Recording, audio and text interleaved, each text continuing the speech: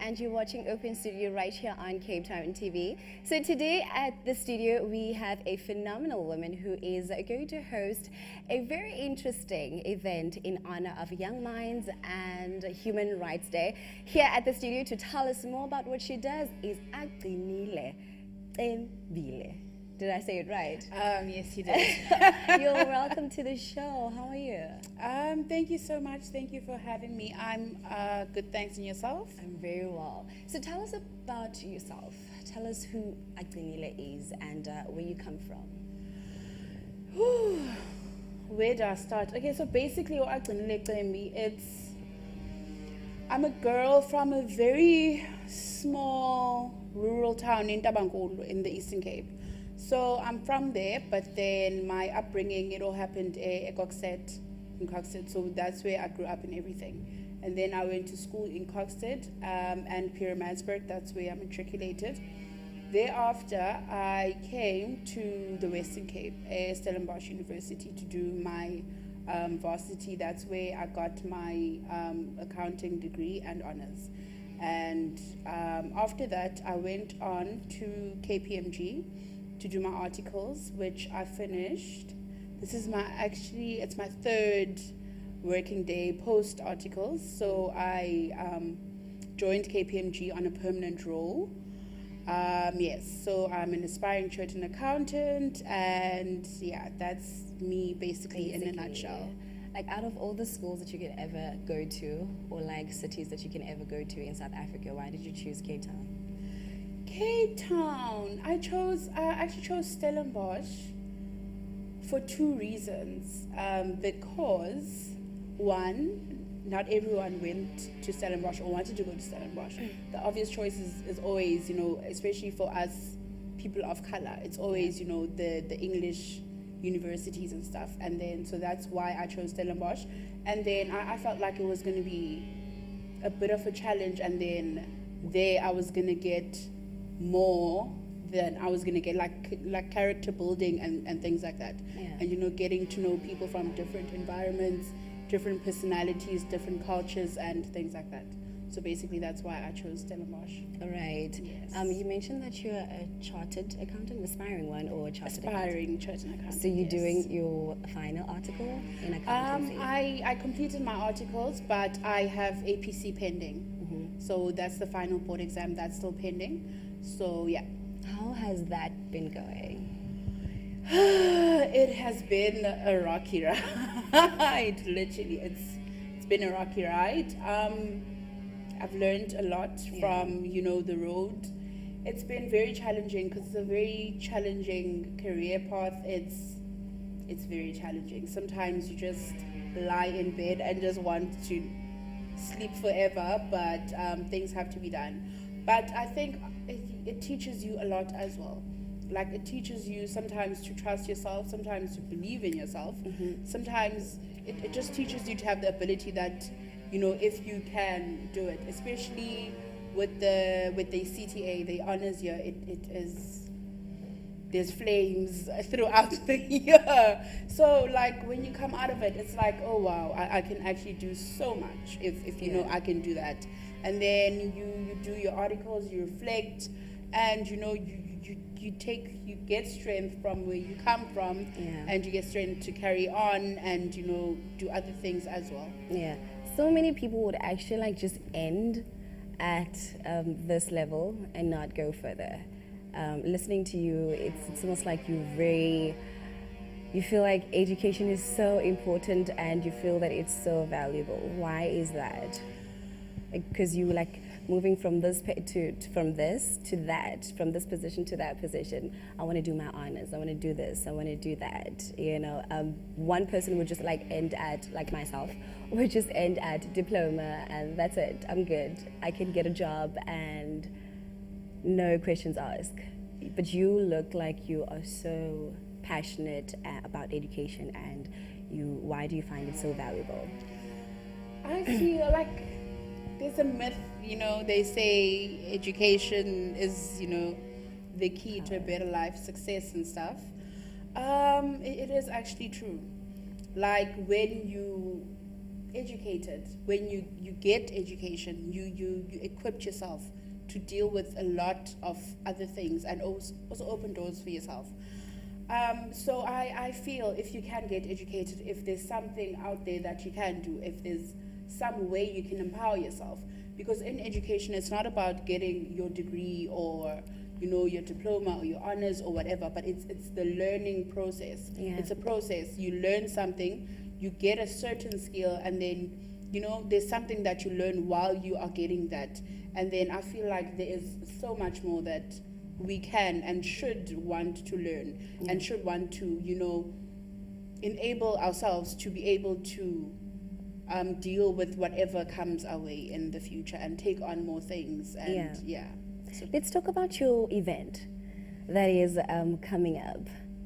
As I was doing my research, you were traveling one morning and you saw two situations there was like a bit of contrast between them, and you felt really, really uneasy. Take us back to that day and why you felt so uneasy. So basically, it was the 9th of January 2019, beginning of this year. Yeah. So on that day, it was the first day of school. So I was driving to work, and the first kind of picture I saw, it was a kid, new school uniform, everything, their mother taking pictures of the kid. And everyone was happy, the mom was there, the kid was happy, and that was the first picture I saw. And then I went on, as I was driving along, I drove past like an informal settlement. Okay. And then the picture I saw there, it was the total opposite of what I saw on the other side. There, the kids were just walking to school. There was no one accompanying the kids. The uniform the kids were wearing, it was like torn uniform, old uniform, books in plastic bags, and they were skipping through puddles. And even in the neighborhood itself, there was a lot of people just hanging around doing whatever. It was like it wasn't like a working or a school day. It was like, I don't know, like the picture I saw in that neighborhood and those schools, just not nice. It wasn't nice. And I don't imagine that any of those kids look forward to going to school. Yeah. Agcinile, can we continue this conversation just after the break? We have to take a quick short break. We will be back just after this.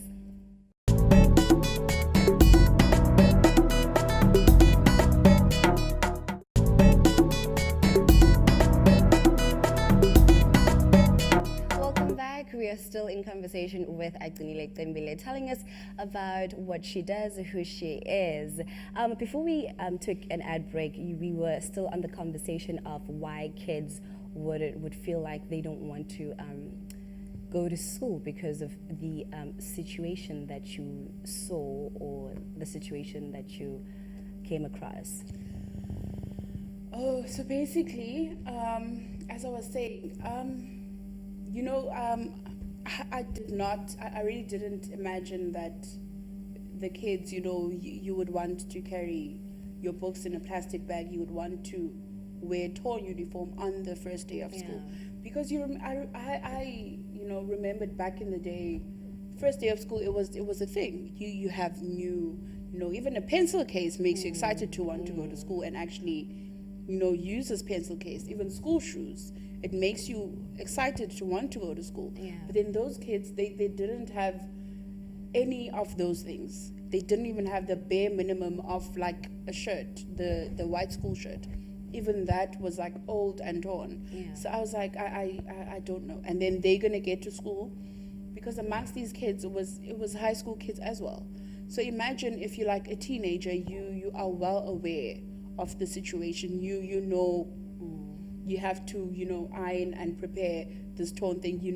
Other people have things. Exactly. So obviously that also plays, like emotionally, it takes something from the kids having to endure, having to go to school. And having to go to school like that while they know what they're going to encounter with getting to school and things like that. And other kids who have actually the things that the other kids don't have, they tend to not understand the situation, and they tend to sometimes make fun of it. Because I remember when I was also at school, whereby someone is carrying their books with a plastic bag out, we will always be like, okay, and it will always be a laughing matter, and all those things. So what would you say about those kids who are underprivileged, who are not like the other kids? Actually, it's very sad what those kids have to put up with on a daily basis, because all of them actually, they are born into those situations. There's nothing that they did to be, in the situations they're in, but yet they're the ones that have to take it all at the end of the day. But what I would like to say to them, they must persevere, they must stay in school. They definitely will be a reward if they do that. Yeah. And then definitely their kids won't be born into situations like that. So they must want to change the cycle the family has had, or some of them it's not even a cycle. The parents just didn't want to do anything, but before it was fine, and then it takes them back to square one again. So for those kids, they must just want better for themselves, and they must know there is so much out there that is available to them. Yeah. So they must just stay in school, and even if they don't have, they're not like the other kids. Yeah. That does not determine who they're going to be in future. That doesn't determine the opportunities that they might encounter with, or that they might get in future. Yeah. So they must just persevere. Especially when you're actually conscious about it, especially when you're in high school, there's more and much pressure on you, because you know that this is a shit situation and I cannot really run away from it, or I can not really change it. So what does your event, the one that is coming up, entails? What is it that you're going to do for the kids? So basically, the event, I'm turning 27 this year, Okay. on the 19th of March. So the actual project is Agcinile Cembi turns 27 and adopts 27 kids. So the 27 kids, I didn't adopt to stay with them. Okay. That's a lot of people ask me, are you staying with these kids? No. So I adopted, I would say educationally adopted them, if that makes sense in a way. So basically, I've identified with the help of teachers from schools. We have 8 schools that we're working with around Philippi, Inyanga, Kukuletu, Samora, and Lower Crossroads. We've helped the teachers. They've helped us identify the 27 kids. So it's 3-4 kids per school. And then those kids, it's kids that come from disadvantaged families, but that want to learn, that are they're serious about school. Yeah. So it's just this disadvantaged part that might, affect their learning patterns and, them actually delivering when it comes to school.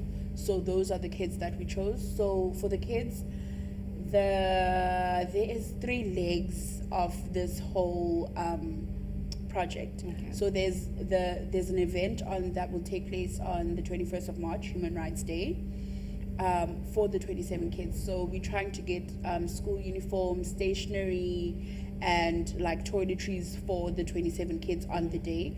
But we have an ongoing monthly sanitary towel and toiletry drive that we're going to have for the kids, because we're planning to have a meeting with the 27 kids, me and the mentors. So I've gotten mentors. It's people from work, so it's professionals, people I've studied with, and things like that. So we have those people that will be helping to mentor and tutor the kids. Those are the 2 other legs, the mentoring and the tutoring. The mentoring, it's basically anything they have issues with that is not school related. Okay. So it could be issues in the families, it could be issues, in the community, whatever they're having difficulties with, whatever they need help with, or even advice, then they can speak to one of the mentors. And then there's a tutoring leg, so if there's a kid that has issues with maths, accounting, or languages or whatever the case is, then we will be there to tutor the kids and help them with their schoolwork so that they are able to get good marks, get into university and things. Because that's the whole purpose of the project, is to journey with these 27 kids up until they get to university. Yes, so we're going to be like mentors, maybe even role models, because some of these kids in their communities, they don't have people they can look up to. They don't have people that can tell them, okay, if you do this and this, you will be able to get there. So even I've noticed at church sometimes, even at church, you like a kid that the kids they can't relate to, or they have difficulties coming to have a simple conversation with. So we're trying to bridge that gap and make them see that. Yeah. Let's take a quick break and we'll be back just after these.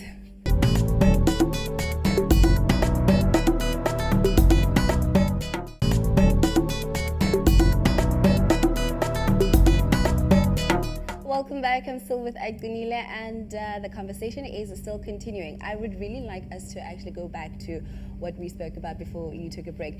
You mentioned that you're going to be having 27 students for the birthday party that is yours. Okay. Yes. Now, you also mentioned that but it will continue. It will be a monthly, because there are 3 legs. Obviously, there's your birthday party, there's the mentoring, and there's the tutoring. Yes. Right. Is the number going to change? The number going forward, the number definitely is going to change. But then I thought, let's start with the 27 kids. Okay. Let us, put our foot in the ground. Let us see who we can get on board. The help we can get, and then obviously the number, because it's not just this year thing. So next year we could take on other grade 9s and have these ones as grade 10s, so forth and so forward. So now we have the 27 just to sort of start off with and get them sorted out, and then build relationships and partner with people that will help us in this journey that we are taking with the kids. Yeah. So, yes. But why the number 27? Is it because you're turning 27? I think because I'm turning 27, I was like, let us start with 27 kids. Yeah. And why did you actually just decided to spend your birthday this way? I mean, there's a lot of things that you could actually have done, and there's a whole lot of things that your friends could have done for you, your family could have done for you, but you just chose this specific way to celebrate it. Basically, well, in my previous birthday celebrations, it's always friends, wine farm, have a braai and things like that. But I feel like even after the birthday, the celebration's over, there is no life that you have changed, but instead you just had a good time and stuff. And I feel like I will be happier. I'd be happier than I would be in a wine farm with my friends if I helped these kids. That would really bring a lot of joy to me. And then on that day, on the 9th, I don't know, I literally had this thing, you can hear okay, you have to do this thing. Yeah. So so this is something I want to do, and then not steer away, but rather than having a birthday on a wine farm with friends and stuff, I would rather help these kids, enable them to be able to, get education and come out of the situations they have found themselves in. Yeah, and earlier you did mention church. So now, having to actually be doing all these things, did all of that stem from your faith? Does it come from a religious point of view, or is it a personal thing? Have you gone through this? Or where does it stem from? So personally, no. I am one of the fortunate enough kids to have not gone through this. So that's why when I see these situations, it's painful, because I don't know what I would do if I was in the shoes of these kids. Yeah. So that's why for me, I don't think any kid should be going through that. So personally, no. Fortunately, my parents and grandmother, they were, educators, so we had what we needed. We obviously didn't have as much as the other kids, but we had the basics that we needed to get by and things like that. I think it's mostly because of my religion and my faith. Okay. So I'm a Methodist. So I'm a Methodist, and have been. My family's always been. I believe that God doesn't work like, I don't know, he doesn't come from The sky. heaven and come do things down here, but then he works through his us. people, through us. So if he shows us things like this and then we do nothing about it, then the world will never change. The world will always stay in one place. Yeah. So I think it's mostly it's my faith, and yeah. So that's why I feel like he did speak to me. Yeah. So through Right. me, I will get to these kids, help these kids, and yeah. It must be actually challenging to be having to plan something like this. I mean, you have 27 kids that you want to give books and uniforms and so on. What are the challenges that you actually have faced during your planning? It's such a challenge. I every day I feel like I hit a rock every day, and then I have to go back to the drawing board because it's been very difficult getting corporates involved. It's been very difficult. One of the retail companies gave us a 500 Rand voucher. So you can imagine how difficult it is, but at Yeah. least they gave something. The others, it's either they not, they don't have any funds, or they already have projects, or some of them don't even respond. You get an automated response, and that's the end. And you call their head offices, and they keep transferring you to different departments, but nothing comes of it. But now I've spoken to my company, and they seem like they are, well, let me not, they said I must get quotations for some of the school uniform of the kids. And I also spoke to one of the ranks, taxi associations here in Cape Town, CATA, and they also seem like there is some help they can offer, but there's still so much more that we need. Yeah. I also have some friends that actually did contribute towards the event, because I think they could see the frustration when all these doors were closing, and then I started like a pledge list, if I could say. So some gave 500 and things like that. So whatever they could give, they also helping, and there's a separate account where that's going in, and that will help on the day. Yeah. So yes, but there's so much more we need, because on a monthly, we'll have to meet with these kids. Some of them Exactly. have like transport issues, they can't get to wherever we'll be meeting. Some of them, as I'm not sure if I mentioned, but some of the kids, they actually work every single weekend and every single holiday there is. Yeah.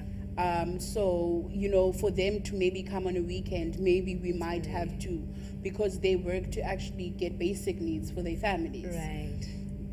Agcinile, sorry, but we have to wrap it up. But where can we find you? Where you can find me, there's actually, we have, on Facebook, Agcinile Cembi. There's also a page, Agcinile Cembi turns 27. And then my email address, agcinile.cembi@gmail.com, and my cell phone number is 060 997 4933.